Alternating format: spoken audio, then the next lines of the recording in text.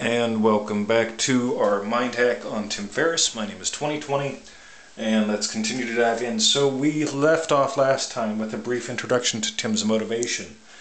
Now, there are three really important components to motivation. Most people stop with this one. Again, positive, negative, towards and away. Well, that's how they tend to work out. So most people stop here. They say, well, is Tim motivated towards the carrot or away from the stick? Now, it's obviously Tim is primarily motivated towards the carrot. That's where we begin. The next question that we've got to ask is, who picks the carrot? Or where does the buck stop? Or where does it begin? Or now hold on and check this out. Here's Tim Ferriss. Tim decides what his carrot is going to be. Not everybody does this. Some people are sitting around going, oh my God, hey, they're going to give us free health care, let's run towards that. Or they're going, well, we're no longer going to have to pay our own health care. Well, let's run towards that. Okay, it's weird. But check this out. Tim Ferriss runs towards and he picks. Okay, so his motivation is towards and internal. The buck stops with Tim Ferriss. He decides. Okay? Now obviously there are times in his life where things show up on the outside, but for the most part, Tim Ferriss runs towards something that he has determined. That's what he does. So, by contrast, okay, you could run towards something someone else determined, getting your silver star, for example. You could run away from something else that someone else has brought into the equation. What would you do if your daughter came home and she noticed that she was beaten? Well, I didn't make any, you didn't think of that before. That's external. Okay, so Tim primarily runs internal. He goes inside, does some visual things primarily, and then dives into them. Okay, he doesn't go inside and talk to himself and run away from something that was mentioned out here that he heard about.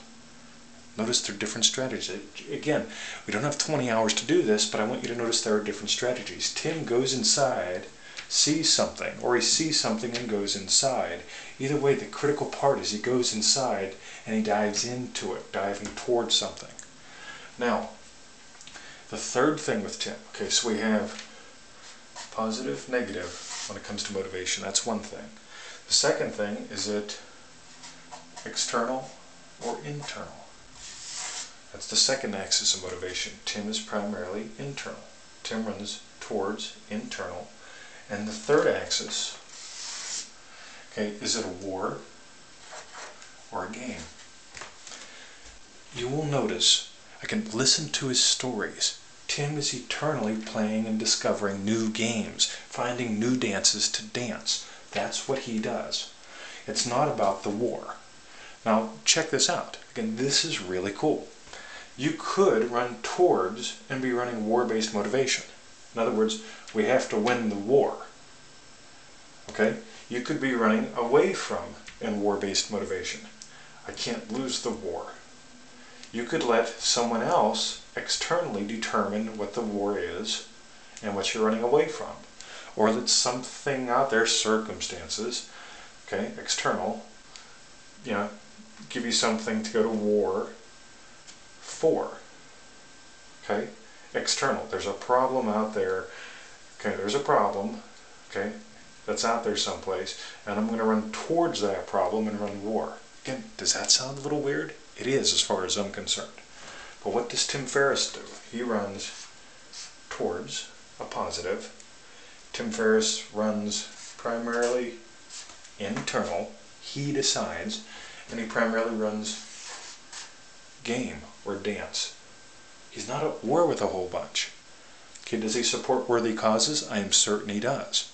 But he probably doesn't lay in bed at night and struggle and strain and hold his breath and destroy his body.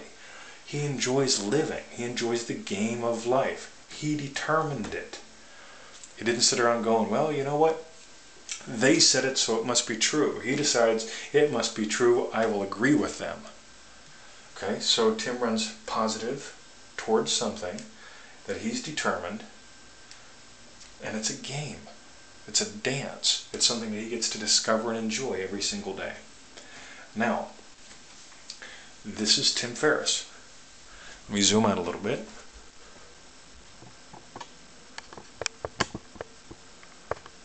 Okay, we can't zoom out. Let's just pan up a little. So this is Tim Ferriss. This is Tim Ferriss's world. We started out with stuff, his content. He's known as the outsourcing guy. He's unconventional. He's outrageous. Whether or not you can become that way, whether or not you can succeed that way, is determined largely, can you adopt his process? You've got to adopt his process before you can adopt his content. Okay, successfully.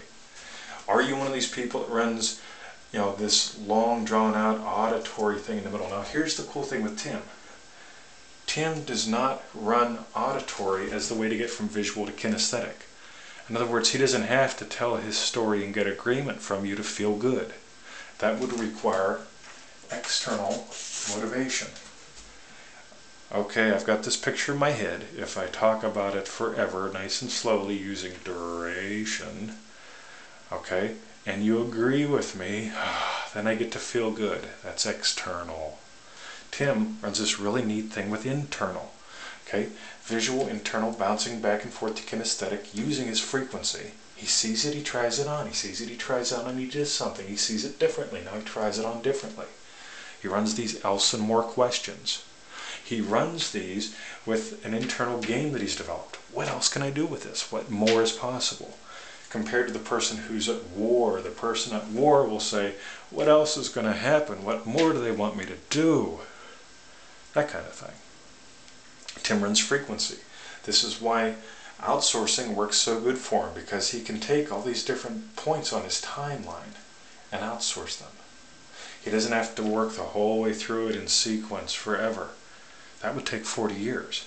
But he can take, and outsource to different people and get 40 years worth of stuff done in a matter of minutes. Again, every time his line crosses,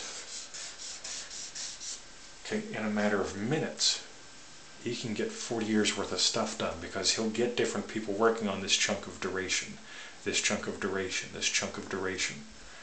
Okay, and he'll just step in and guide, step in and guide, step in and guide, step in and guide. Refine a little bit.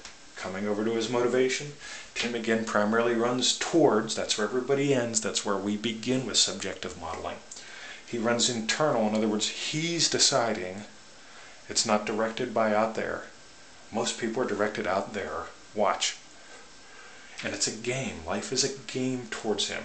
He moves towards winning the game. Okay, you could avoid losing the game.